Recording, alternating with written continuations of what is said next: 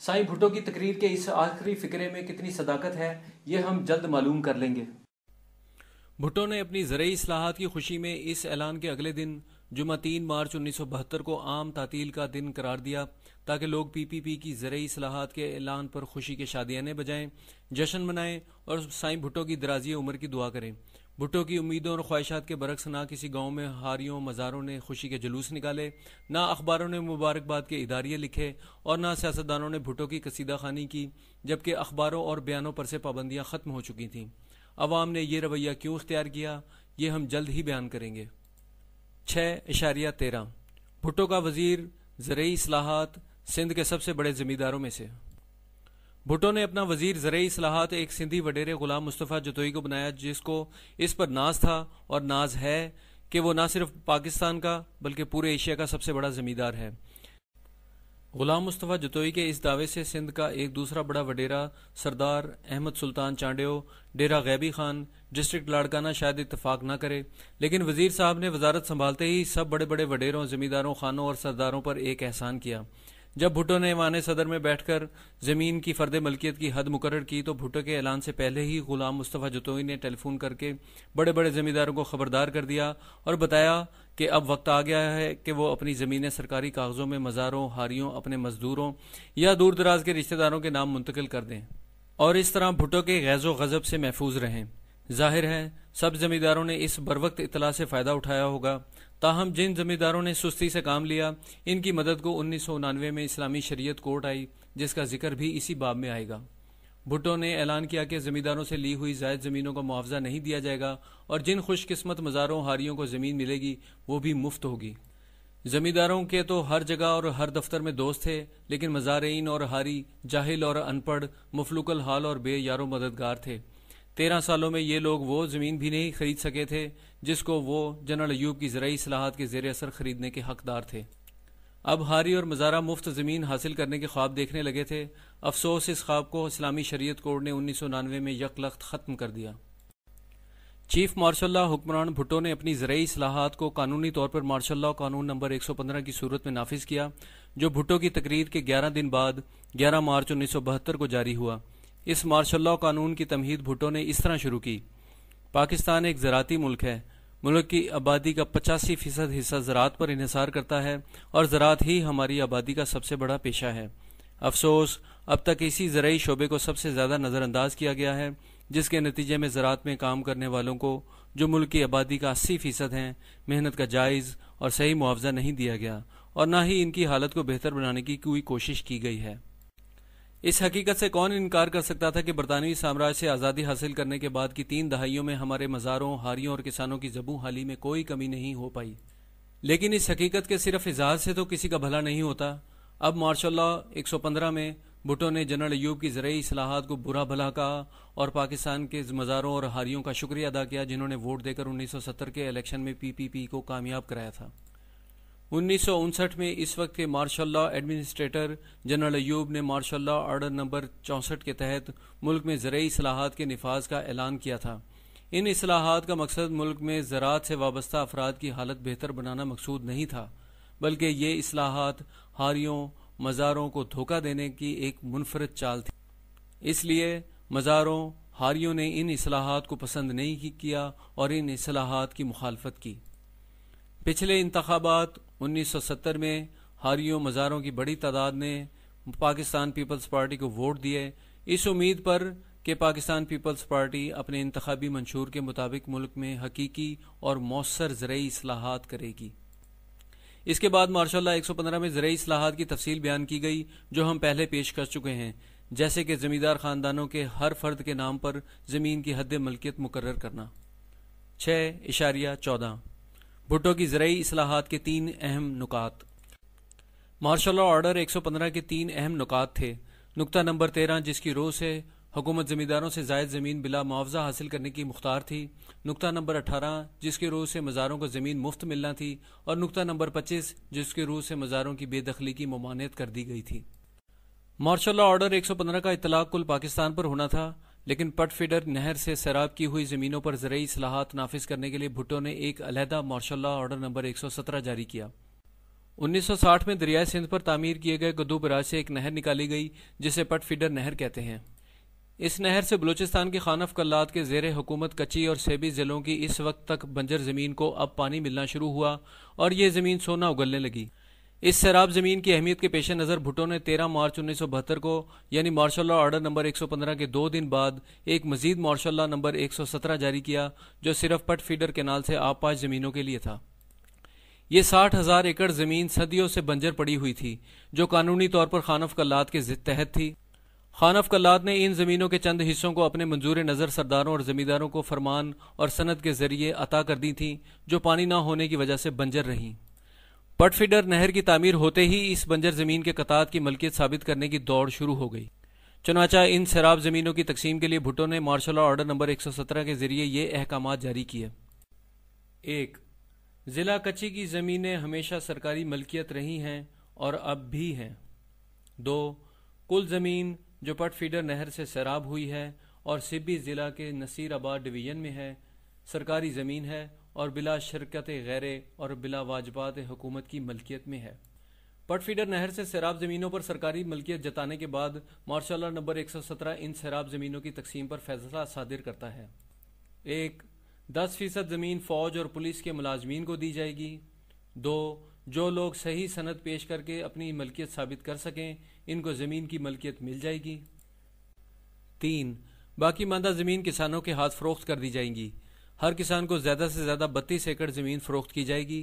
اگر زمینوں کے زیادہ خریدار ہوں تو کھلی کچہری میں قراردادی سے فیصلہ ہوگا۔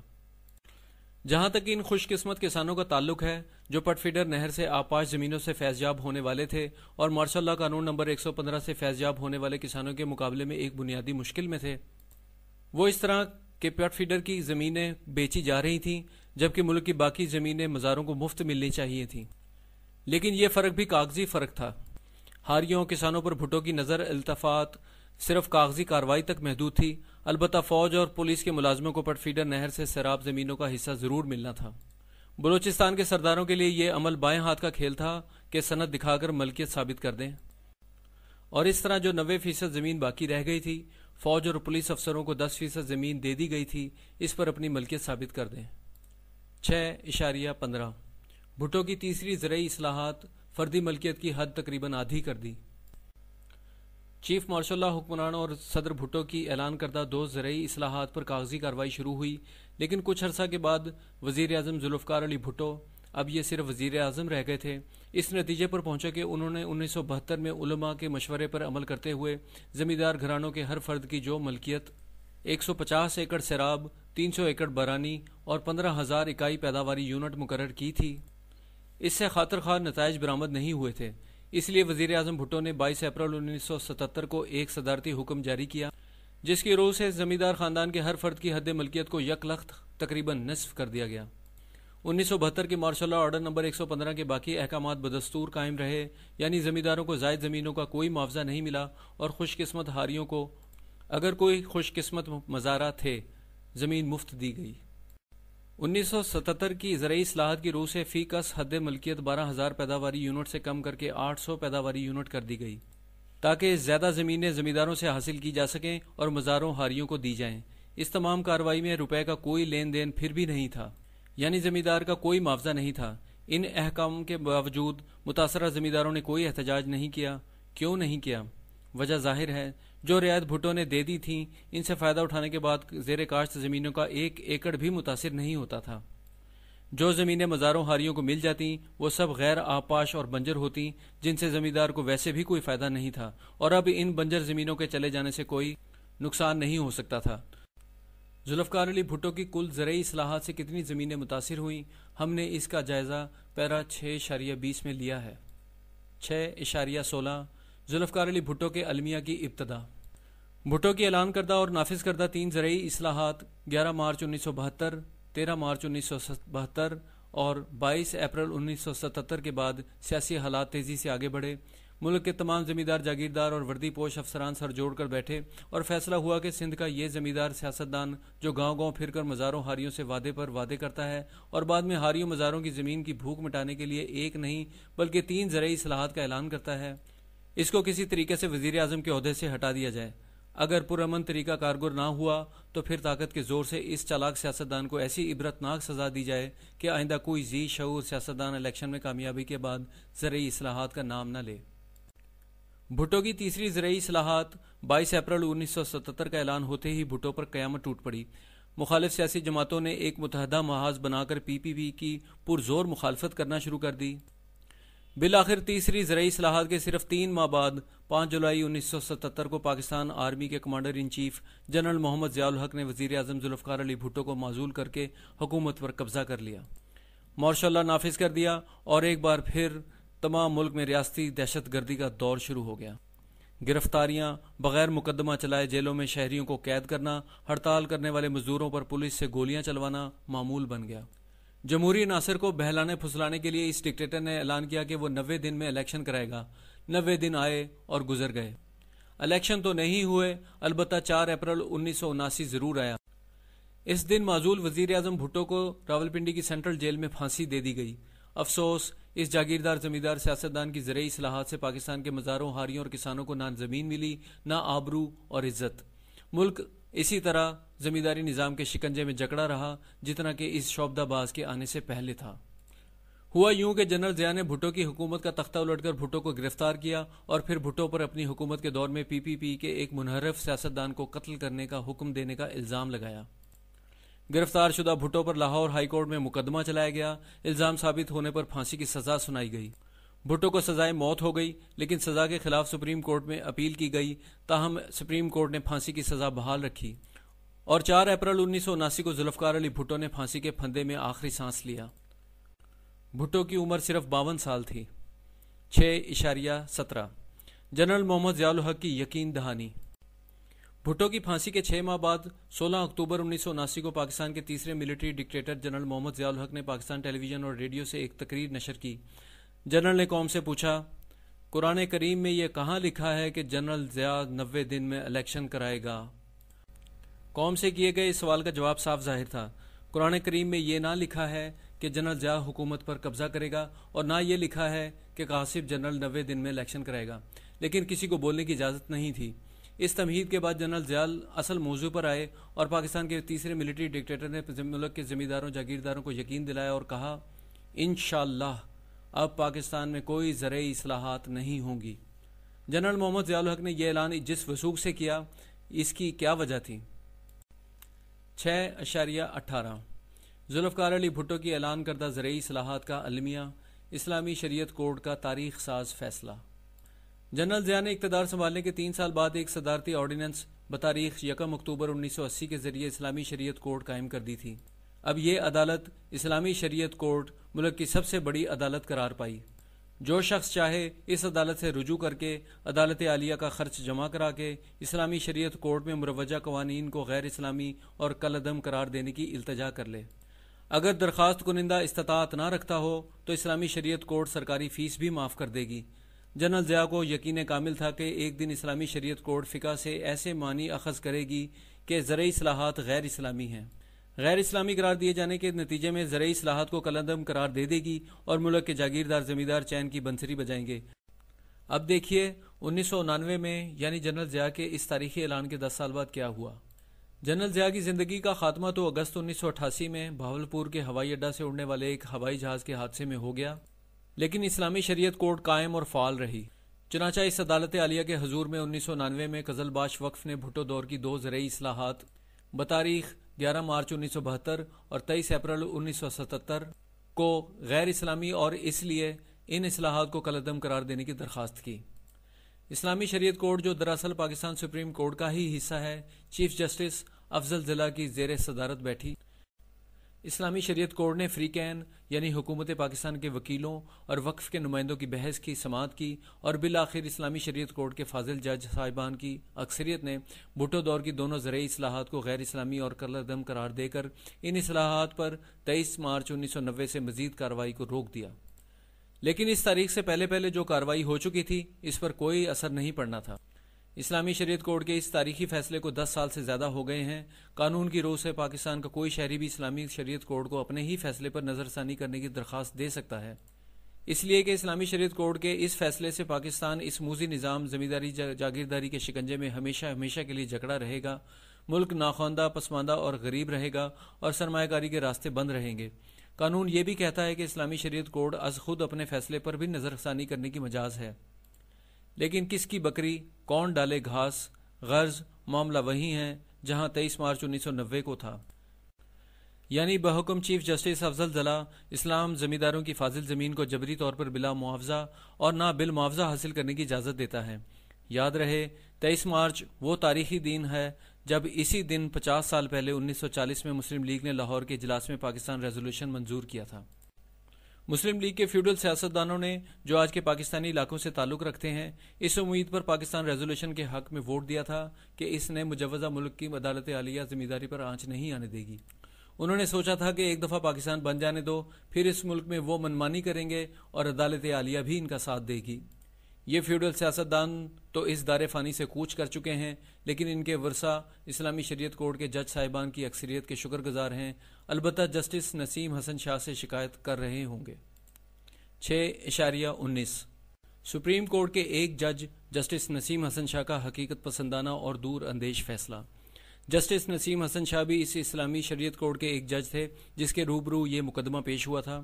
انہوں نے دوسرے ججوں سے اختلاف کرتے ہوئے زمینداروں سے جبری طور پر اور بلا معاوضہ زمین لینے اور زمین کو ہاریوں اور مزاروں کو مفت دینے کے احکامات کو عین اسلامی قرار دیا اور اس لیے اپیل کنندہ کی درخواست مسترد کر دی۔ جسٹس نسیم حسن شاہ نے اپنے اس جرأت مندانہ اور دانش مندانہ فیصلے سے نہ صرف پاکستان کے غریب ترین اور پسماندہ ترین طبقہ یعنی مزارہ ہاری اور کسانوں سے اپنی ہمدردی کا ایک مؤثر طریقے سے اظہار کیا، بلکہ پاکستان کے تمام لوگوں کو خوشحالی کی راہ ہموار کرنے کی کوشش کی اور پاکستان کو فیوڈلزم کی تاریکی سے نکلنے کا صحیح اور قانونی راستہ دکھایا۔ جب تاریخ نے ان کو ایک موقع دیا کہ وہ فیوڈلزم پر ایک ضرب لگائیں تو انہوں نے اس سے پورا فائدہ اٹھایا اور اس طرح انہوں نے اپنا نام پاکستان کی تاریخ میں سنہری لفظوں سے لکھوا لیا۔ افسوس اس کا ہے کہ جسٹس نسیم حسن شاہ کی یہ ضرب کاری ثابت نہیں ہوئی۔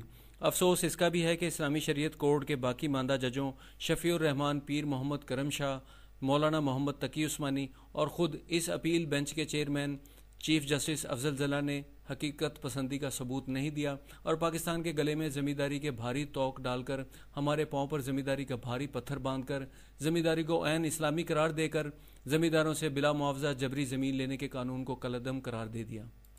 چیف جسٹس ضلع نے اپنے فیصلے کو 23 مارچ کے تاریخی دن سے نافذ کر کے پاکستان کے تمام زمینداروں کو خوش کر دیا اور جنرل ضیاء کی زمینداروں کو 16 اکتوبر 1979 کی یقین دہانی اور وعدہ پر کہ ملک میں کوئی زرعی اصلاحات نہیں ہوں گی، عدالت عالیہ کی مہر ثبت کر دی۔ زمینداری نظام کے پرانے بااثر اور مشہور محافظ مولانا مودودی، مرزا بشیر الدین محمود احمد اور علامہ غلام احمد پرویز مدت ہوئی وفات پا چکے ہیں، لیکن چیف جسٹس افضل ضلع باحیات ہیں۔ ہماری ان سے درخواست ہے کہ وہ اس اہم نقطہ پر روشنی ڈالیں کہ ان کو زمینداری نظام کو قائم رکھنے سے کیا سکون ملا اور ہمارے ملک پاکستان کو کیا فائدہ پہنچا۔ 6.20 بھٹو کی کل زرعی اصلاحات کا اثر۔ اب ہم فیڈرل لینڈ کمیشن یعنی وفاقی زمین کمیشن کے شائع کردہ اعداد و شمار دوبارہ پیش کرتے ہیں۔ یاد رہے کمیشن نے جنرل ایوب کی زرعی اصلاحات بمطابق ماشاء اللہ قانون نمبر 64 بتاریخ 7 فروری 1959، بھٹو کی صرف 2 زرعی اصلاحات ماشاء اللہ قانون نمبر 115 بتاریخ 11 مارچ 1972 اور صدارتی ایکٹ بتاریخ 22 اپریل 1977 سے متاثرہ زمین کا مجموعہ دیا ہے، علیحدہ نہیں دیا۔ لیکن بھٹو کی تیسری زرعی اصلاحات کے اعداد و شمار جن کا تعلق بلوچستان کی پٹ فیڈر نہر سے سیراب کی گئی زمینوں بمطابق ماشاء اللہ قانون نمبر 117 بتاریخ 13 مارچ 1972 سے ہے۔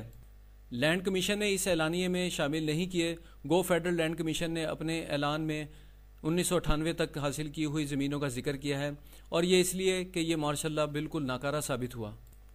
اس کے ذریعے فیڈرل لینڈ کمیشن کو کوئی زمین حاصل نہیں ہوئی، اس لیے ہم بھی مجبور ہیں کہ ہم بھٹو کی صرف 2 زرعی اصلاحات کا جائزہ لیں اور یہ بھی تصور کر لیں کہ یہ حاصل کی ہوئی کل زمین حقیقتاً قابل کاشت ہے اور حقیقتاً زمینداروں جاگیرداروں سے لے کر مزاروں ہاریوں اور کسانوں کو دی گئی۔ ہمارے پاس ایسا تصور کرنے کے علاوہ کوئی چارہ نہیں ہے۔ اعداد و شمار ملاحظہ ہوں جو ان 3 زرعی اصلاحات یعنی جنرل ایوب کی 1 اور بھٹو کی 2 سے مجموعی طور پر حاصل کی گئی زمین کا مجموعہ ہیں اور یہ ہم نے 6.8 میں بڑی تفصیل سے بیان کی ہیں۔ ان سرکاری اعداد و شمار کے روح سے زرعی اصلاحات کمیشن نے صرف 3% زیر کاشت زمینیں خریدیں اور صرف 1% زمینیں ہاریوں مزاروں کو فروخت کیں۔ جیسا کہ ہم بتا چکے ہیں، مندرجہ بالا اعداد و شمار ہم جنرل ایوب کی زرعی اصلاحات کے بارے میں بھی استعمال کر چکے ہیں، جب ہم نے مجبور ہو کر یہ فیصلہ کیا تھا کہ یہ تمام زمینیں جنرل ایوب کی زرعی اصلاحات کی وجہ سے فیڈرل لینڈ کمیشن نے خریدیں، اس لیے کہ کمیشن نے صرف مجموعی اعداد و شمار شائع کیے ہیں۔